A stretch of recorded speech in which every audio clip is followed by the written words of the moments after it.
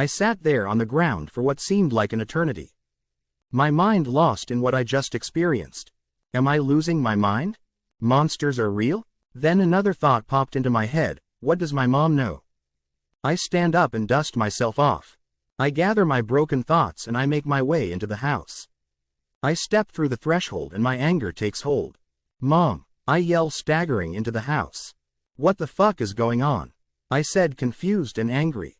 I knew you would be okay, son. She said calmly. Mom, listen to me right now. You know something about what's going on and I need to know what. I said. Mom hands me a letter with one word written on it, son. I grab the letter and don't say a thing. I walk to my room, look at the window. The face I had seen moments before burned into my memory. I hesitantly step into my room and sit on the bed. I slowly open the letter and begin to read. Son, I want to start by saying I'm sorry for what's happening to you. I'll start by explaining what we know for sure about the man. For years our family has dealt with this entity or whatever it is. My great-great-grandfather met a man who offered him wealth beyond his wildest dreams, but there was a catch. The man demanded 2 souls every 5 years. If that was not possible, then he must return to a place he was happiest and give himself to the man. The first child of the man must survive the first encounter with the man or the curse is lifted and moves to another family. My grandfather, growing up poor with nothing to leave his family, accepted the deal. He lived for 25 long years, inevitably falling victim to the man. Now some years later and here we are. I watched my father go basically insane.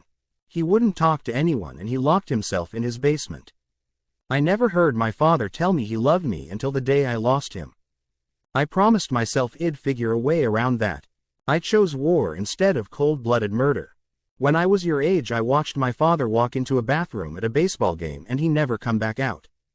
Before he went in, he told me that he loved me and never agreed to go to a baseball game again.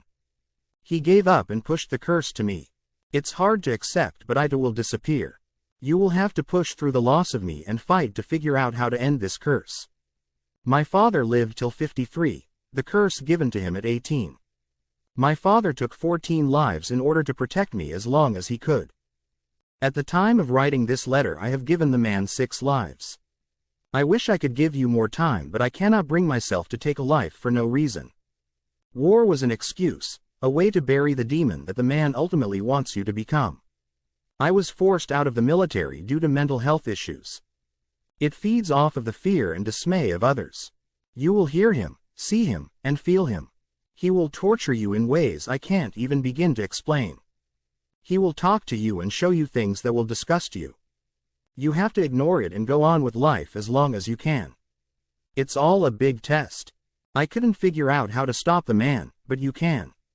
I've questioned why we keep having children knowing what we know, but I believe we do this so another family doesn't need to suffer. No matter your decision, son, do not let the darkness take hold.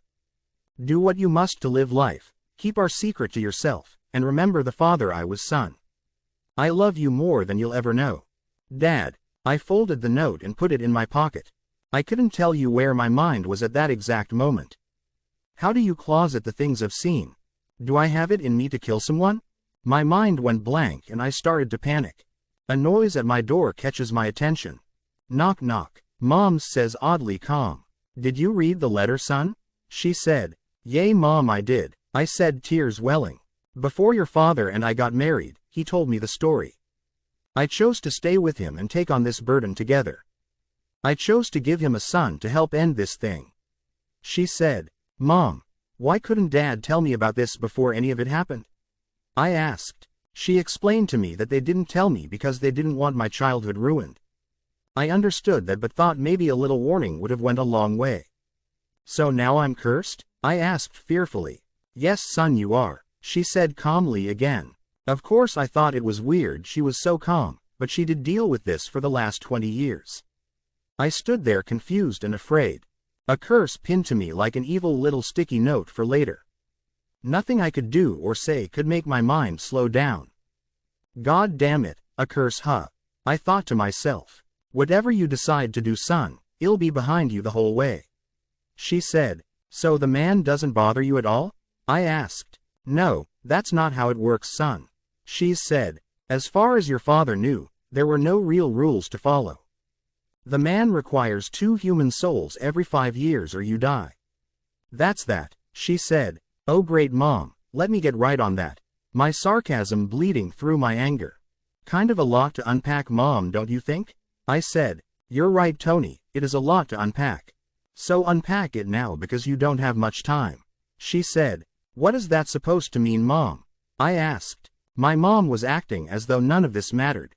Just a mosquito bite on her leg, nothing more. She sighed and turned her back to walk away. Before going downstairs, she turned to me and said, You're a good boy, Tony. It's your turn to try and end this. I know you can do it, son. Your father tried and failed, but he tried. He was an amazing man, you know that. I don't mean to frighten you, son, but this is your reality now. The sooner you accept your fate and move on, the sooner this can stop once and for all. At this point I really started to think I had lost my mind. There was no way this was all happening to me. I was waiting to wake up, then I snapped out of it. I remembered how bad my dad had gotten leading up to the night he died. I can't be like that. I can't say I was too enthusiastic about meeting this man, but I needed to understand what I was up against. Okay mom, I'll do it. For dad, I said. I pulled the cross dad carved from my pocket and held it tight. The thought of a horrible monster coming to see me was unsettling to say the least, but it didn't happen like that at all. After my conversation with mom, we agreed that I should settle in and move back home. I needed to go back to my house to grab a few things. I arrived at my home and started to pack things into my car, then it happened. The lights in my home began to dim. The corners of the room becoming swirling darkness. It's nice to finally meet you, Tony. A deep dark voice softly said from my living room. I moved out of my room and slowly crept down the hallway to the living room. There in my living room, sitting on my couch, was the man. He was quite tall with long arms and long legs. Long sharp fingernails came from his long fingers. Sitting perfectly straight with his hands on his knees. A face like cracked porcelain but with a skin-like quality. No hair at all and his lips were pale blue. The eyes are what got me the most. Just 2 deep black sockets in the face. As I step into the living room, the man slowly twists his head towards me and says, The slower water is perfect for catching fish, son. He said in my father's voice. Your father gave in just like you will. You owe me souls, boy, and I'm here to make sure that happens. He said darkly. What are you? I asked, quivering. I'm a family friend from way back when. I actually knew your daddy, ha ha ha. He began to manically laugh. Please, I begged. The man's face began to twist with rage. His long arms sticking straight up and lifting himself onto the ceiling. The snapping of bones and the sound of squelching flesh emanating from his movements. Almost spider-like, he skittered across the ceiling directly into a dark corner and disappeared. I've got to get out of here, I thought to myself. As I began to run towards the front door, the man stepped out of the darkness and stopped me right in my tracks. He stood directly in front of me, silent and still for a moment.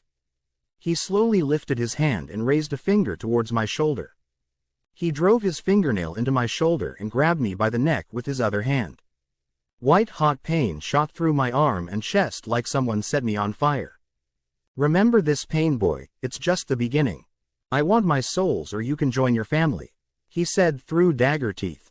His finger twisting in my shoulder and his grip loosening on my neck, I let out a scream. Ha ha ha, your fear is delicious, much better than your father's, he said with his tongue outstretched towards me. The man pulls his finger back and drops me to the floor. His maniacal laughter so loud the house is vibrating.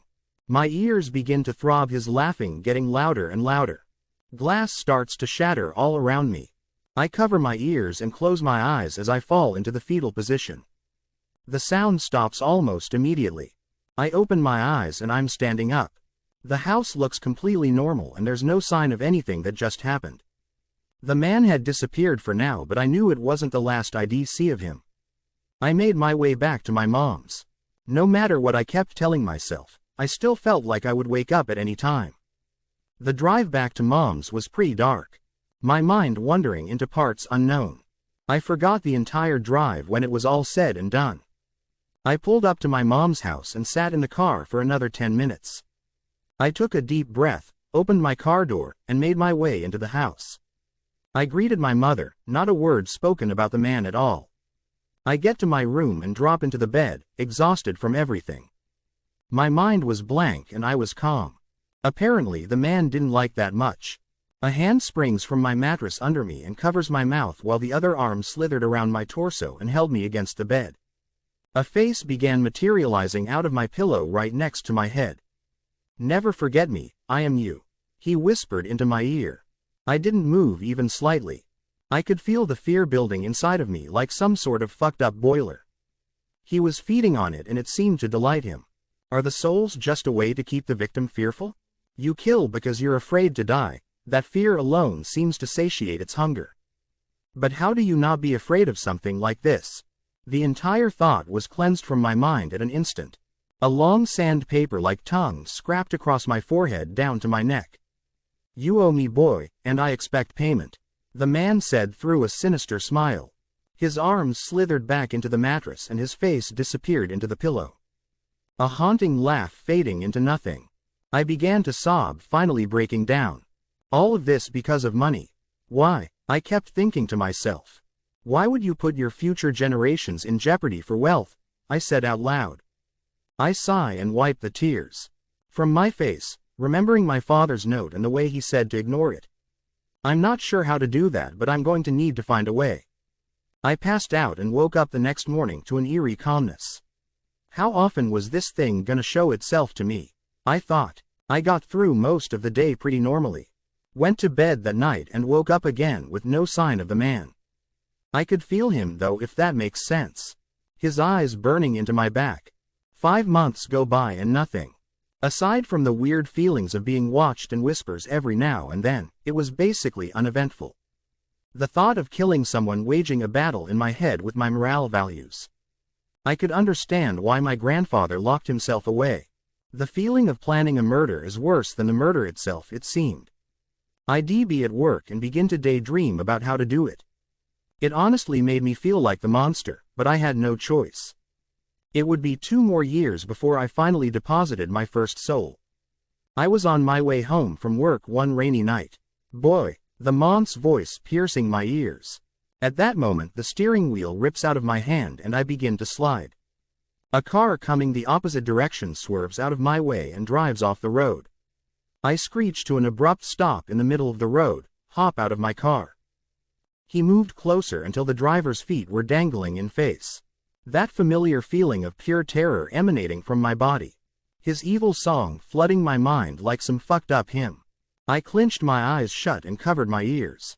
No, I screamed so damn loud I nearly passed out. I opened my eyes and again it was like nothing happened.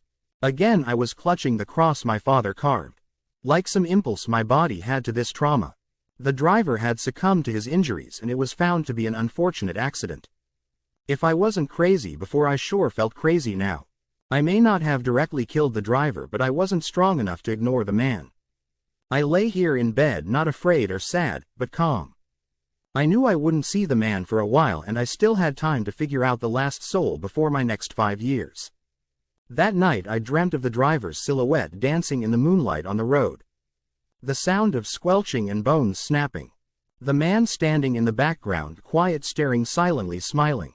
I'm not sure what that dream was, but I needed to figure out what was next. I have to find a way to end this curse.